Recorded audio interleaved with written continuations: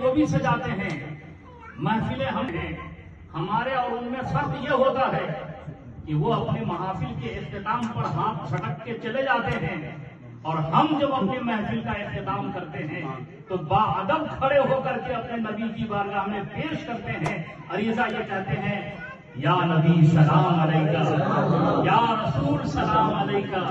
जैसे ही हम सलाम कहते हैं वो चिल्लाना शुरू करते हैं, ये सलाम शिर्क है, ये बिदअत है, यही कहना चाहिए, नहीं करना चाहिए। मैं पूछता हूँ, जो लोग इस तरह की बातें करते हैं, क्या वो किसी को सलाम नहीं करते?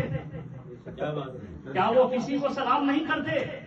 अरे मैंने तो ये देखा है कि होटल में जाते हैं, हर ऐरे गैरों को वो सलाम करते हुए नजर आते हैं, दुनियादारों को देखते हैं सलाम करते हैं। मेरे प्यारे, पता ये चला कि सलाम वो भी करते हैं, सलाम हम भी करते हैं। फर्क ये है कि वो दुनियादार को सलाम करते हैं, हम मदीने के ताजदार को। अरे जिसे जो अपना समझता है उसे सलाम करता है। तुम दुनिया वालों को अपना समझते हो, उसे सलाम करते हो।